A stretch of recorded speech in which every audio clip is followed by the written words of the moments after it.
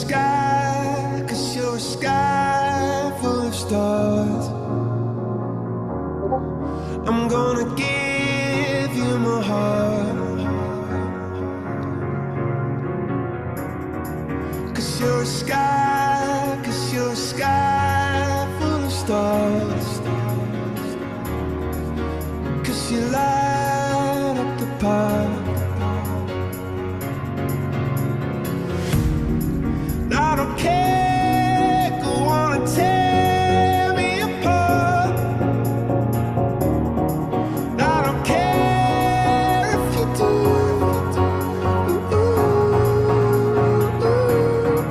'Cause in the sky, 'cause in the sky full of stars, I think I saw you.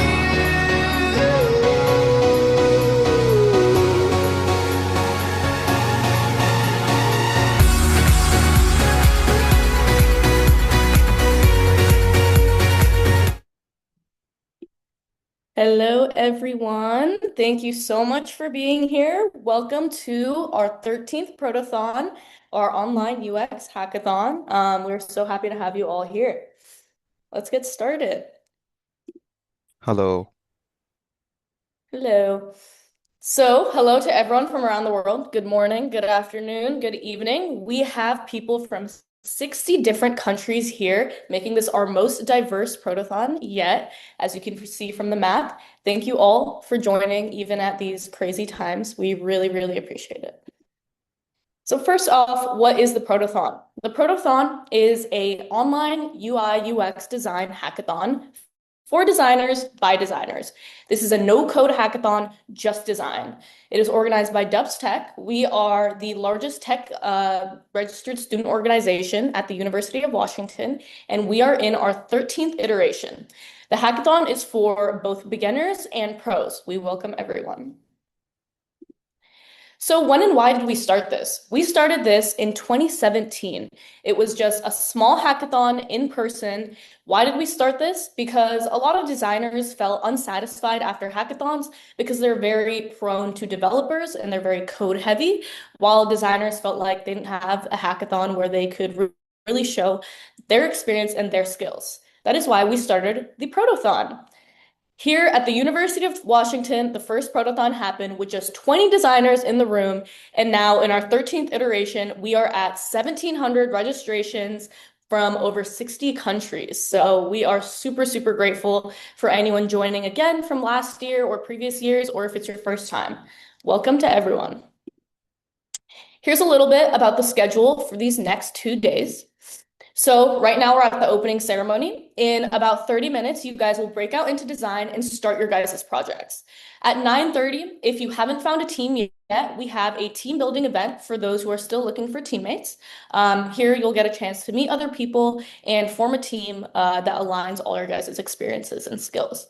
Then from 10 a.m. to 4:30 p.m. Pacific time, we have 7 talks lined up. These are all very helpful and insightful for your guys' projects and just in general for life advice. We have 7 different super experienced designers, and we would really, really, really encourage you guys to attend these talks. Then for tomorrow at 10 a.m., we will have a project feedback session with our mentors.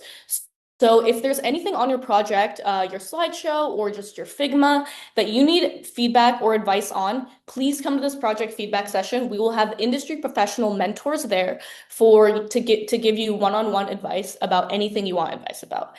At 1:30 p.m. Pacific time sharp tomorrow, submissions are due. So we will not accept any submissions after this. So please plan in advance and don't wait until the last minute to submit unless there are any technical difficulties. But at 1:30 p.m. submissions are final. From 1:30 to 3 p.m., we will go through the links, make sure that your links are accessible. Please make sure that you share a shareable link so that the judges can access your link.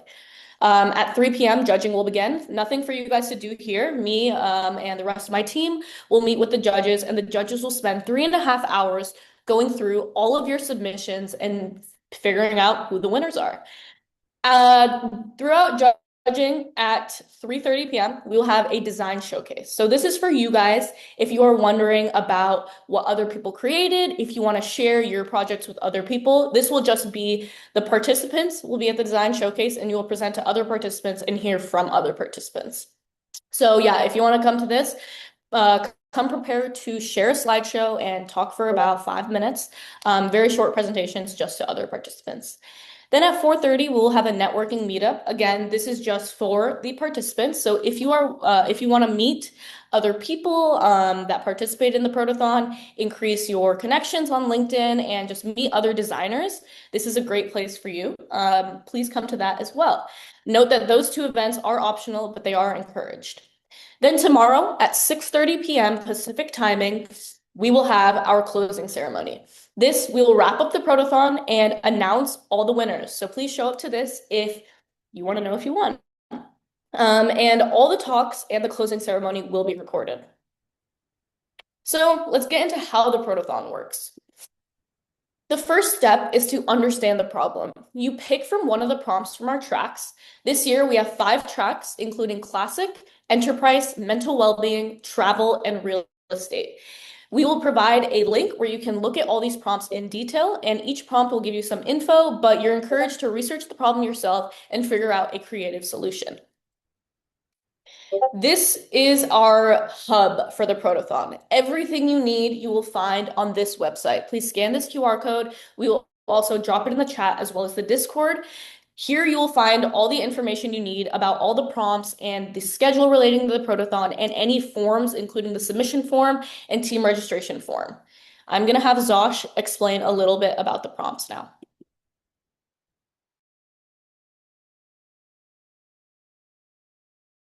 Really happy to see all of y'all here. There's 443 of y'all. Okay. Price, by the way, of some of you. Okay, so if you come to the Protothon 2026 handbook, come to the prompts, and I'm going to go ahead and get with the classic track. Okay, cool.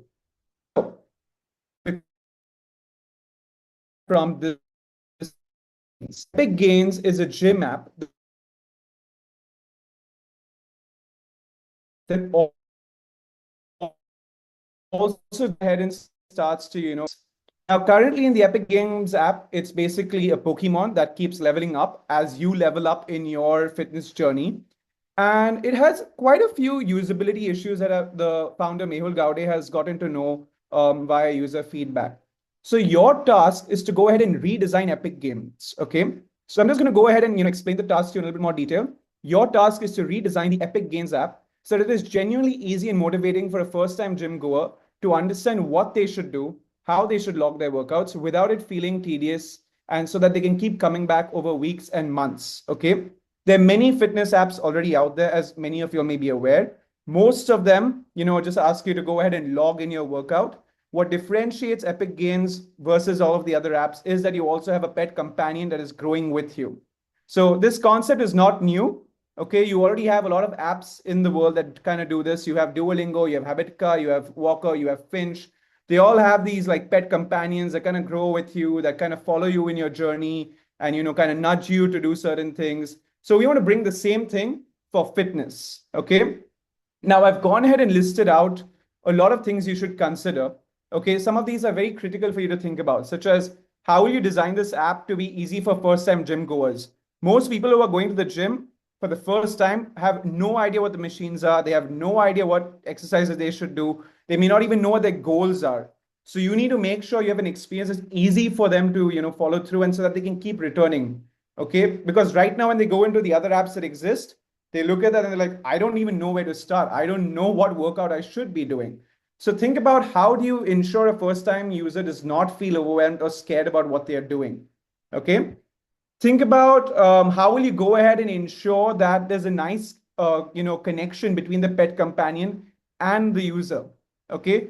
Think about how does the companion respond to activity. That means someone going to the gym. versus when the person stops going to the gym? How does the pet companion, react to that? How does the companion grow as, you grow? How are you going to reward the user and how are you going to reward the pet? Okay. Think about that. Okay. Now, just some other things which I want to mention regarding this prompt. You can change the app name, you can change the app colors, you can go ahead and move away from it being a Pokemon to any pet of your choice. If you want to make it an animal like a dog or a cat or something else, it's completely up to you. Okay. There's also a lot of tips and resources we provided to you. Epic Games has been founded by Mehul Gaude, and he's actually available to you on Discord as well. So you can actually get in touch with him. We've provided you with a full interview, which we've also done with him, where he's answered quite a lot of questions. There's also some user feedback that's been collected, which you can review. And you can also watch the demo video. And you can also go ahead and take a look at some existing fitness apps that are out there. You should go ahead and maybe download some of them, see how they are different from Epic Games, see where they fall through, see what they do well. It will help you in understanding what you should maybe do moving forward. Okay. And I've also gone ahead and provided you with some user research as well as, in this field. So you can go ahead and, start to learn about how people go ahead and create these rewarding systems for apps. Do check it out. Okay. Now let's come to prompt number 2 for the day, which is the enterprise track. Okay. Your prompt out here is to basically design an equipment inventory tracking system. If you've ever been in high school or you've been in college, you know that you go up to a desk and you say, hey, I need a laptop, or I need, let's say a badminton racket, or I need a tennis racket, and you check it out. Okay. And usually you may see someone behind the desk is either logging it into a spreadsheet or they're logging it into a book. And maybe sometimes they're logging it into a software. Okay. Now there are many software apps that already exist out there for equipment inventory tracking, but the experiences are not up to the mark. They leave a lot, there are a lot of gaps per se. If you, let's say, take a look at the most popular one, which is GigaTrack. Okay.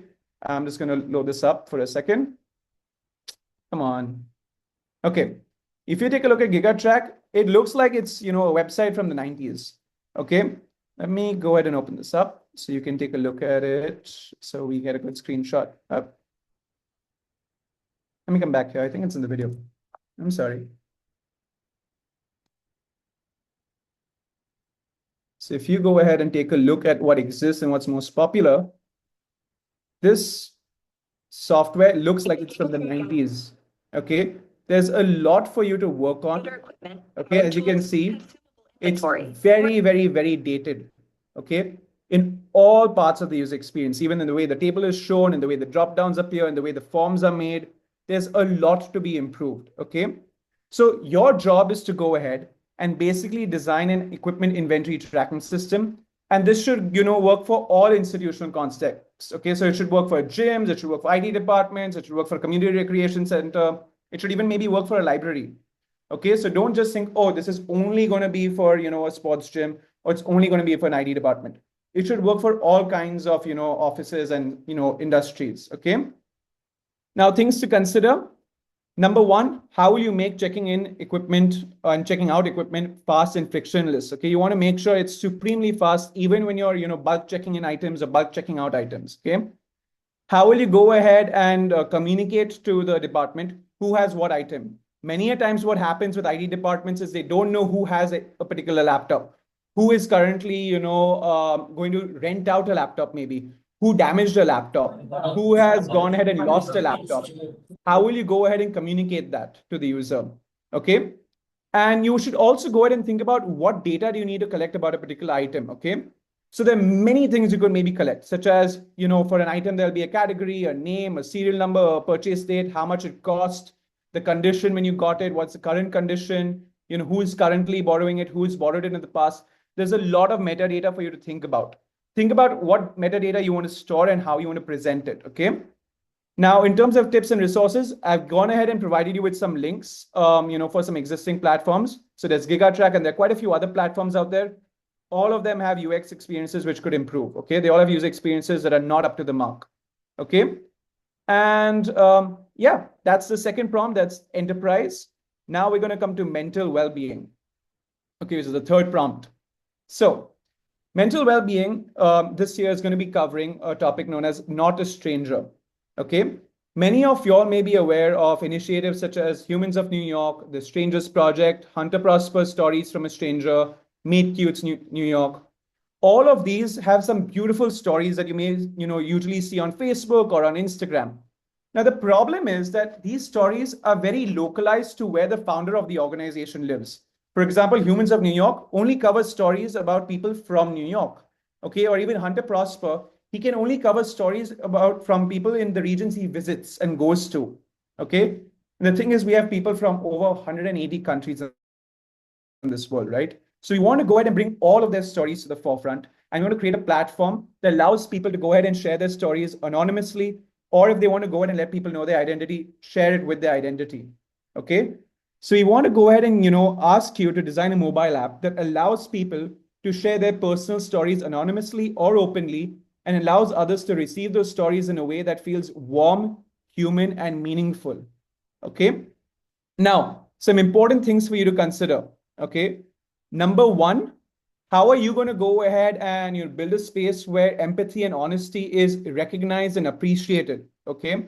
You don't want to create another Reddit or another Twitter or another Facebook, which is toxic. You want to create an environment full of love. You want to create an environment that people feel safe to speak in. Okay. So think properly when you're making every design decision. Think about, can this lead to a toxic environment? If yes, what can we do differently? Okay. Go ahead and think about how will you nudge people to share a story? Sometimes people want to share stories, but they don't know exactly where to start.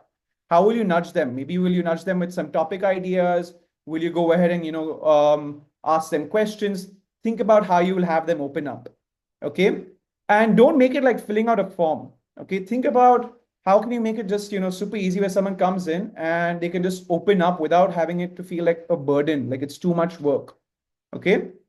And think about how will you make people feel about the stories they learn. When someone's reading a story, how do you want to make them feel? Okay, how do you want them to read that story? How do you want them to discover other people's stories after reading one story? Think about that, okay?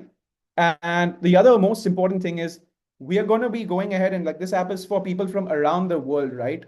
So if you're going to be designing an app for people from around the world, you're going to be having people sharing stories in different languages. How will you accommodate for that?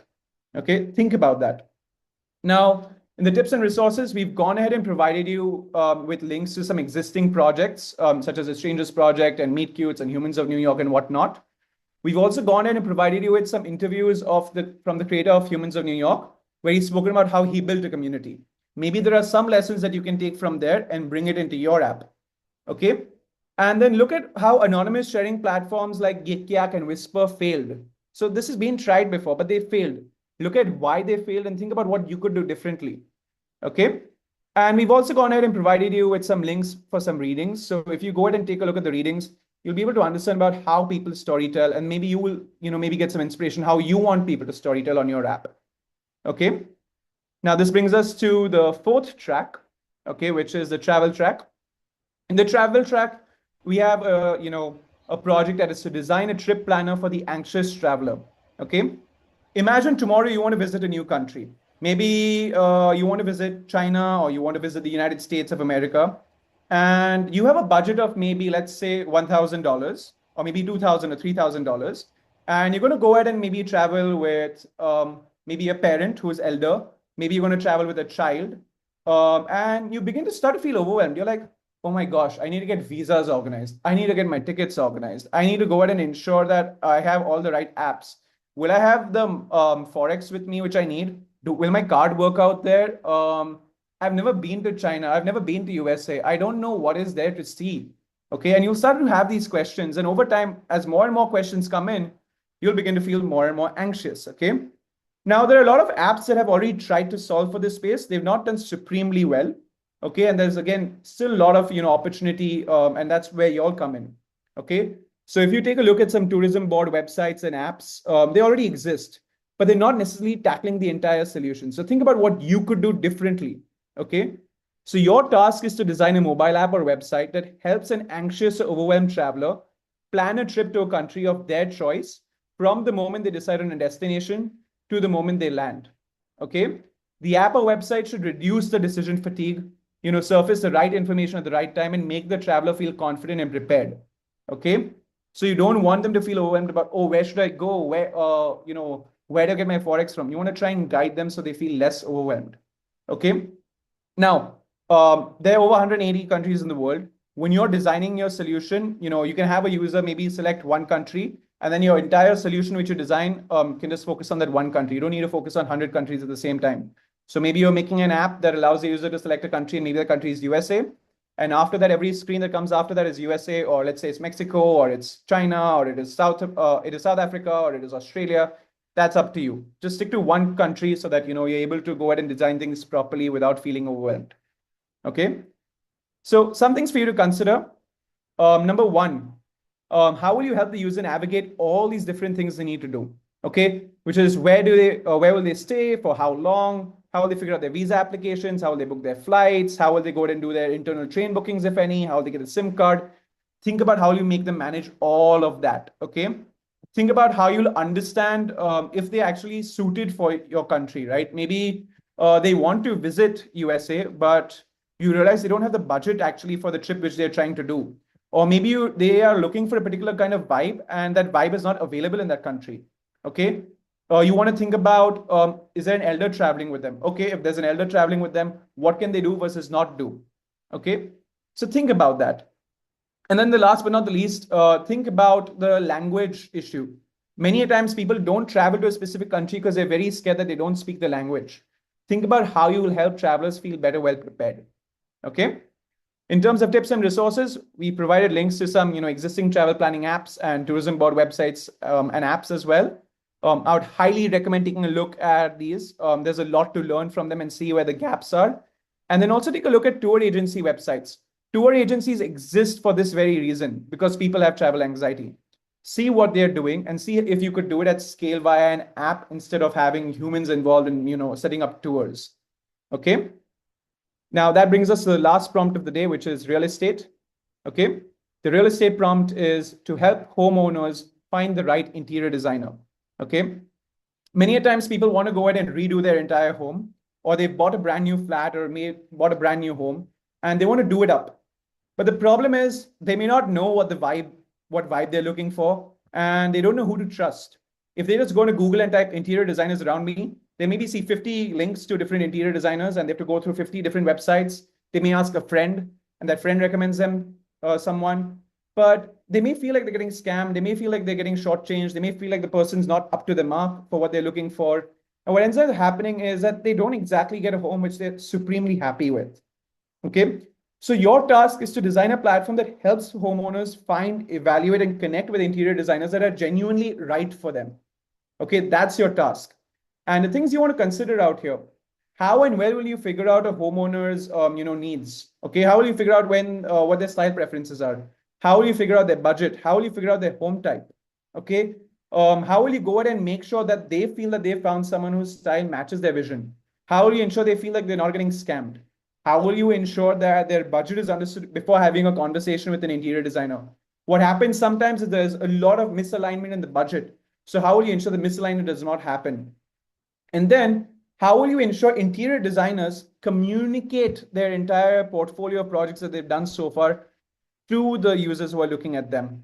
How will you ensure that they are able to communicate their reputation? Maybe it's by showing reviews, maybe it's by showing awards, maybe it's by showing press features, or their college degrees, their team size of their firm.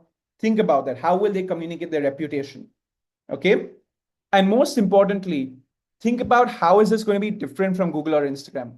It should not just be, a collection of images, right? If you go ahead and look at Google or Instagram of a page of any interior designer, it's just images.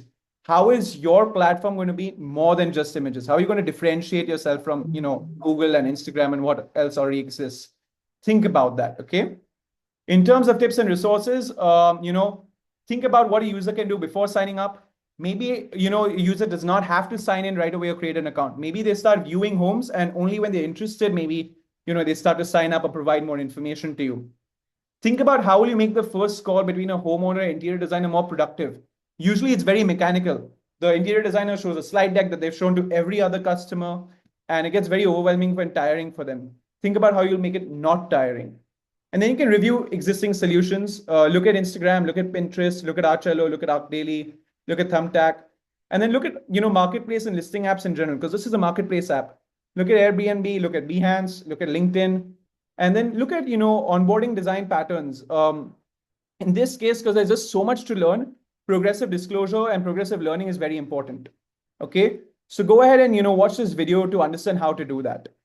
So those are the 5 prompts. If you have any questions, feel free to ask it in the chat. I'll go ahead and answer it. And I'm going to now go ahead and hand it over to Ria. Ria, over to you. Thank you. I'm going to share my screen again. All right. Okay, so we just went over the prompts. That's understanding the problem, understanding the prompt. The second step is to ideate and sketch out your solutions. So once you've actually understood the problem, sketch out your ideas. You can create things like affinity diagrams, do card sorting, draw up mock-ups and wireframes, and keep iterating and do whatever works best for you. There's no algorithm to this. Third step is to realize it digitally. So after you've nailed your sketches, bring it up to high fidelity in something like Figma and convert your sketches to something beautiful and maybe even interactive. Fourth and final step, submit and win prizes. Submissions are due Sunday, May 3rd at 1:30 p.m. Pacific time, no later than that. We will be checking and making sure that you are not editing any of your Figma, your prototype, your slideshow, that you're not editing any of that, and you will be disqualified if we see that you are editing. Also, keep in mind for technical difficulties, try to submit a little ahead of time so that you don't accidentally mess up and then you can't submit on time. So our judges will review your submissions, pick a prize. There's no formal presentations to the judges or anything like that. They'll just be looking at your links and going through them with the rubric. And yeah, thank you so much to all of our judges. We have 36 judges from amazing companies, all are designers, and they're all ready to give you guys feedback. You will also receive a little bit of feedback through email about your guys' project from these judges. And here is the judging rubric. This rubric is also on the website that I've shared. So they'll be judging for your user journey, quality of flow while navigating through the solution. So you want to consider your user's goals, the pain points, the motivation, and the tasks. Then we'll be grading for UI design. So the quality of the design and the prototype, things like colors, consistency, typography, layout, and animations. We'll be grading that your solution is actually solving the problem. So it's appropriately addressed through the solution and it solves the issue in a meaningful, realistic way. And then we'll be grading the quality of your presentations through the slides or a document, a video. It's really up to you how you want to do it. Just a presentation that shows these things that are written in the rubric. And we have these 5 prizes. So for each track, we'll be selecting a first place, second place, and third place winner. So it doesn't matter what track you're in, you will be weighed evenly. And basically, you can win a first place, second place, third place winner for any of the tracks. And we'll also have special mentions. So keep that in mind. And yeah, I'm going to hand it over to Anushka now. Perfect. Yeah, so are you guys able to see my screen? Just making sure. Okay, awesome. So we just went over the judging requirements, and so now we're going to take a look at an example submission. The purpose of this is not to go in depth on what exactly the presentation is about. I'm going to just high level cover some of the key takeaways about what highlights and stands out in this example. First of all, I just want to talk about how your presentation should be user-focused and user-centered. Talk about who your persona is. For example, in this presentation, we have Chris. And this entire presentation is built around Chris's pain points and how those pain points are solved through this product. Now, for example, right here, the first step is that the pain points are highlighted. What are Chris's challenges? Next, the presentation kind of walks through how the solution is helping the user. And at all times, Chris is the center of the presentation. We want the solution to walk around the persona and really talk about how does this help the persona's journey rather than these are my solutions and this is what I did, because that doesn't really help us to understand what's the impact that this is having on the user and the target audience. So again here, Chris is the user as we walk through all of these solutions. And the main thing is that the journey of the user persona is highlighted. These slides are available to you so you can walk through in depth on how this presentation is formatted and like the specific details of how they walk through the journey. But I'm going to move on since we're running a little bit behind on time. Before we kind of wrap up, I want to give a big shout out to everyone who made this happen. We are so grateful for all the collaborators we have. And as an organization that is hosting such a huge hackathon, we're really appreciative of all the sponsors and partners that we have. A specific collaborator I want to highlight is Design Buddies. They're a community and kind of an education group that help you level up your design career. They host a lot of events, portfolio reviews, and design challenges. And they're a huge community of great designers where you can learn a lot from others. We've had their socials here, and we also have their socials on all of our Instagram collaborative posts. So feel free to connect with them as well. And again, thank you so much, Design Buddies. Now, throughout the entire event, we will be updating and sending messages on Discord. So, for example, whenever a submission is due or whenever there is a talk happening or important announcements related to the Protothon, they will all be published on our Discord. So please, please, please join our Discord channel. We'll be posting a link to that in our chat.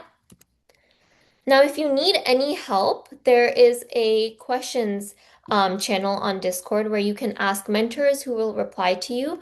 And you can ask questions about your project. If you have any questions related specifically to the Protothon, for example, logistics or talks, feel free to message anyone with Dubs Tech and then a name in the Discord.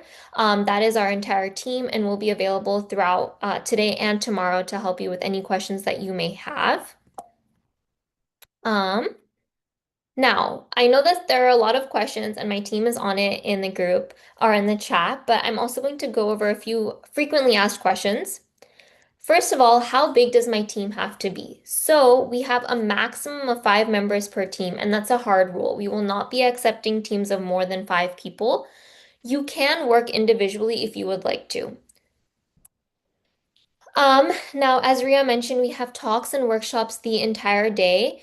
Now, they're not optional to attend, but they're highly encouraged since some of the topics are really interesting, and it's also a great way to just kind of explore what's happening in design. They can also be really informative as you guys are working on your designs.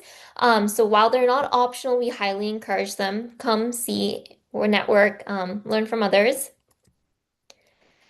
You are free to use whichever tool you would like. We don't have any preference, but historically people use Figma. We just have one really hard rule about AI, which I will be getting to in a few slides. And that slide is this slide. So, can you use AI? Yes, you can use AI to brainstorm and create images and videos if you would like. For those, you can create some of these very popular platforms to kind of explore ideas.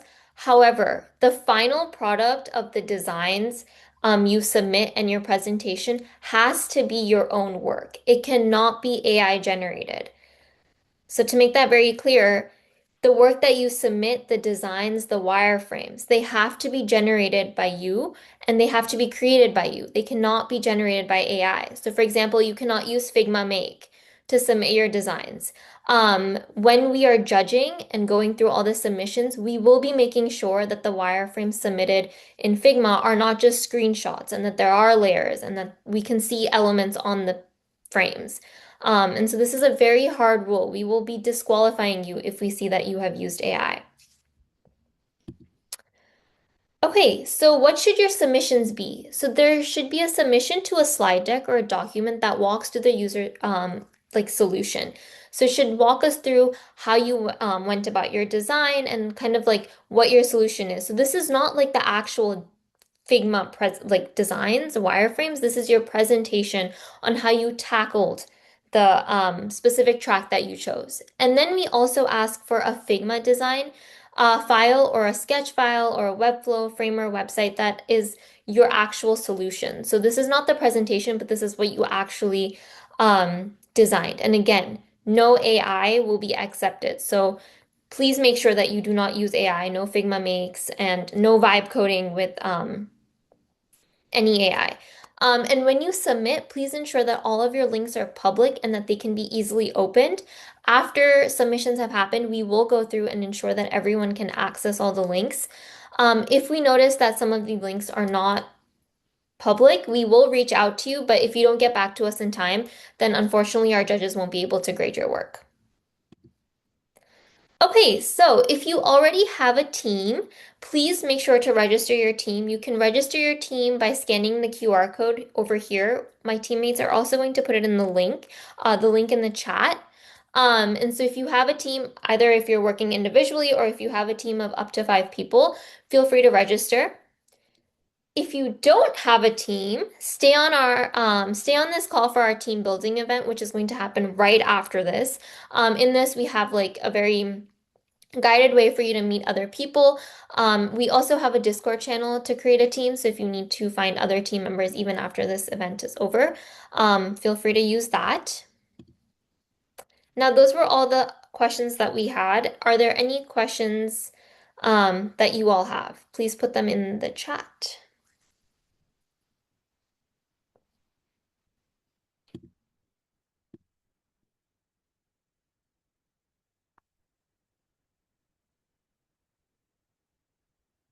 Okay.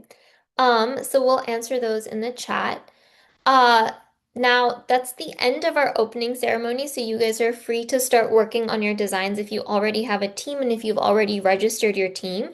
If not, stay back on this call. We're going to have our team building event, and then we also have our first talk in this main room as well. Thank you, everyone. Yeah, as Anishka said, we will have Kathy joining us at 10 a.m. for our first talk. We will also have our team building event in one of the breakout rooms, so we can use this main room for the talk. So we will open up those breakout rooms in just a second.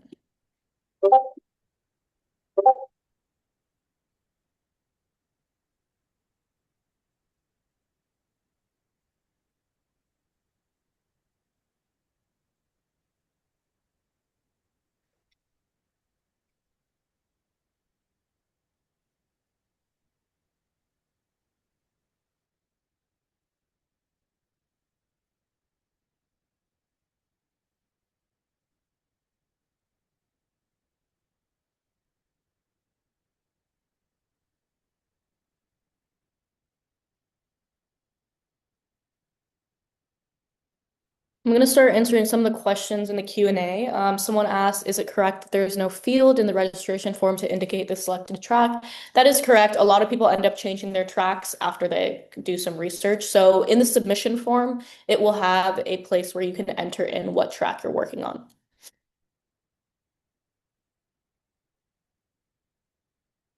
And then Zosh, if you also want to look at the Q&A. Yeah, I'm looking at it. Let's go ahead and get started with the team building.